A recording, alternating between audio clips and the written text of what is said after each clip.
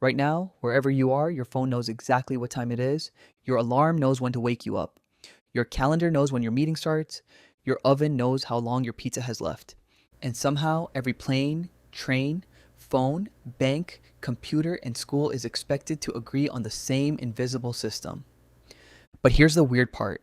Who decided? Who looked at the sky, pointed at a clock, and said, yes, this is the correct time? Because time feels natural. The sun rises, the sun sets, the day passes, but the actual time on your clock, that is not as natural as it seems. In fact, for most of human history, time was kind of a local opinion. And then one invention came along and made that a huge problem. Not the internet, not smartphones, not even electricity, trains. Trains are one of the biggest reasons the world had to agree on what time it was. Before phones, before watches, and before giant glowing clocks on microwaves, people mostly told time by the sun. And honestly, it made sense. When the sun was highest in the sky, that was noon.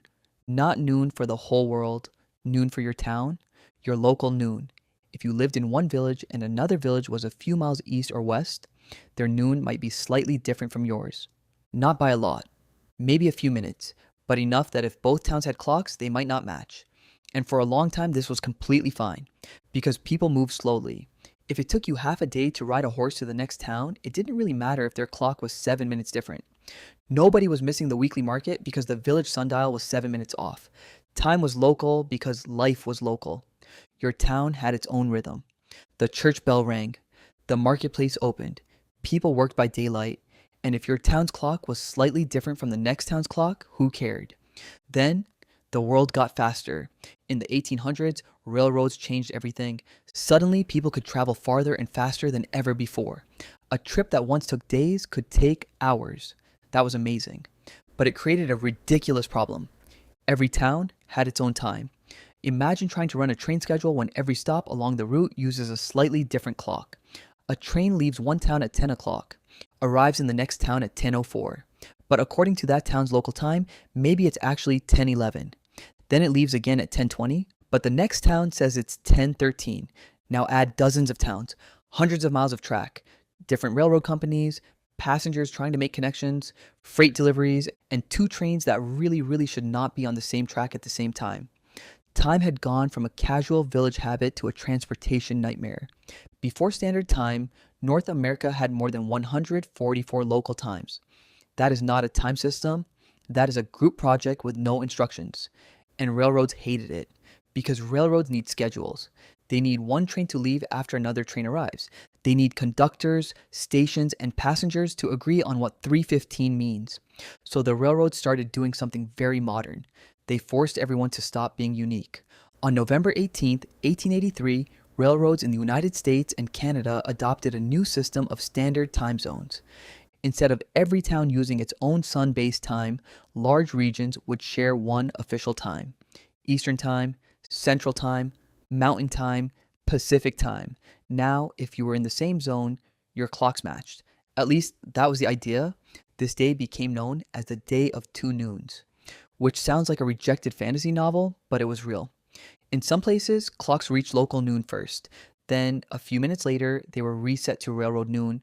So some towns basically had noon twice. Imagine standing in the street hearing the clock strike 12, going, great, it's noon. And then a few minutes later, the clock goes, actually, noon again. People were not all thrilled. Some thought the railroads were trying to control everyday life. Others felt like minutes had been stolen from them, which is honestly kind of relatable. Nobody likes being robbed by a clock. But even if people complained, railroad time worked. Businesses started using it, cities started using it, people started setting their watches by it. And eventually, the thing that began as a railroad convenience became normal life. The trains did not invent time, but they made local time impossible to ignore. They forced humans to admit something uncomfortable. If everyone's clock is different, modern life gets messy fast. So now we have time zones. But that raises an even bigger question. Time zones compared to what? If one place is 3 hours behind another place or 6 hours ahead of another place, where does the counting start? Why is there a zero? Why does the world's time system point back to a line running through Greenwich, England? Well, this part has to do with maps, ships, stars, and global power. For centuries, sailors needed a way to know where they were. Latitude, how far north or south you are, was relatively easier to figure out using the sun and stars. Longitude, how far east or west you are, was much harder. To calculate longitude, sailors needed accurate time. Because the Earth rotates, every hour the Earth turns about 15 degrees. So if you know the time at a fixed reference point, and you know your local time based on the sun, you can calculate how far east or west you are. In other words, time was not just about being late, time was about not getting lost in the ocean.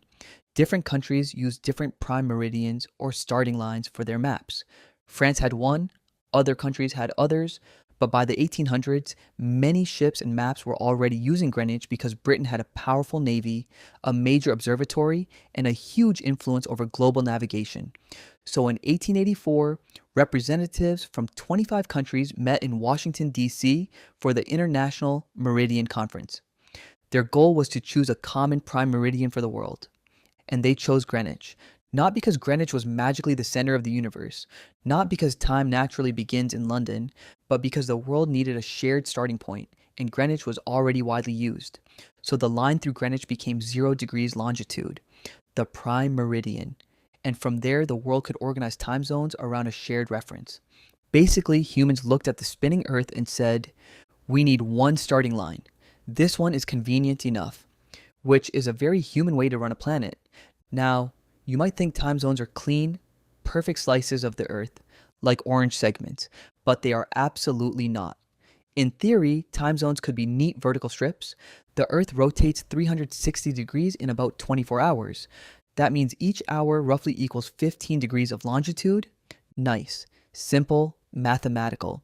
But then humans got involved. And humans looked at the clean mathematical system and said, okay, but what about our borders and our businesses and our politics and our islands and this one town that does not want to match that other town? So real time zones bend around countries, states, regions, and political decisions. Some countries use one time zone even though they stretch across huge distances. Some places are offset by half an hour, some are offset by 45 minutes. Some places change clocks for daylight saving time, some do not. Some used to and stopped, some want to stop and still have not. Time zones are not just science. They are geography, politics, convenience, tradition, and occasionally chaos wearing a wristwatch. Today, time is much more precise than anything a sundial or train conductor could have imagined. Your phone is not just guessing. Modern timekeeping is connected to atomic clocks, satellites, computer networks, and international systems that compare incredibly precise clocks around the world. The global reference we use today is called Coordinated Universal Time, or UTC. And UTC is not just one giant clock sitting in a room somewhere. It is calculated using data from many atomic clocks, which means the time on your phone is connected to one of the most precise agreements humanity has ever built. And you use it to decide whether you are late for brunch. That is the strange thing about time. It feels personal.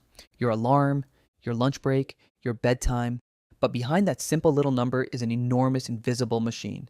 Astronomers, railroads, governments, scientists, satellites, atomic clocks, international agreements, all working together so that when someone says, the meeting starts at 2, everyone has at least a fighting chance of showing up at the same moment. So who decided what time it is? The answer is not one person. It was not a king. It was not a single scientist. It was not some mysterious clock wizard in a tower. Time, at least the version on your phone, was decided gradually. First, people followed the sun. Then towns built clocks. Then railroads needed schedules. Then governments standardized time zones. Then the world chose a prime meridian. Then scientists built systems precise enough to keep the modern world synchronized. So the next time your alarm goes off, remember, that annoying little sound is not just your phone yelling at you. It is the result of thousands of years of humans trying to answer one surprisingly complicated question. What time is it? And somehow, after sundials, ships, trains, time zones, politics, and atomic clocks, we all mostly agree.